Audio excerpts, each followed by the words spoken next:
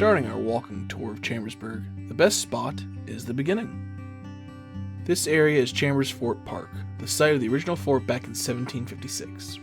Marking the center of the park is Ben Chambers greeting his son and grandson. Just to the right, or north of the statue, we can see the path that will lead us to the site of an old log cabin that now sits on roughly where the original buildings would have stood. Looking at this map of Chambersburg Historical District, you can see where we start in the park, and just north is the meeting of the Falling Spring and Conococheague Creek, marking the start of the tour.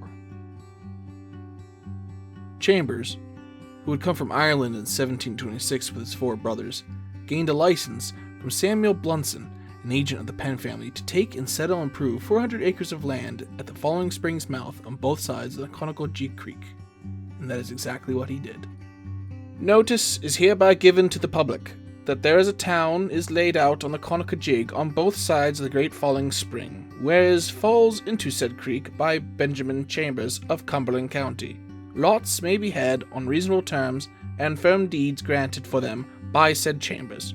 The day appointed for drawing of said lots is the 28th of June, which is a Thursday. The situation of this town is very good for water and stone, both free, marble and sand, all handy to the spot, and well timbered part of the country. Adjoining it, within said town, is a good grist mill, sawmill, and grindstones going by the water. The articles of this town shall be read on the day appointed for the drawing of the lots, and the terms of sale published by me, Ben Chambers. Here, this log cabin gives us a glimpse of the early frontiers of Chambersburg, allowing us to imagine what the early days of this fort would have looked like. Here we stand, on the very spot Ben Chambers decided to build his fort.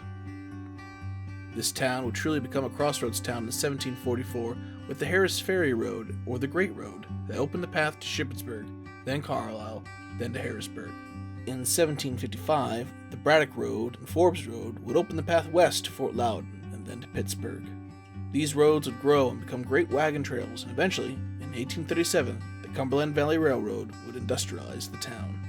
Now, when looking at the log cabin from the front, you could turn left and see our next stop, the Falling Spring Presbyterian Church and the grave of Ben Chambers.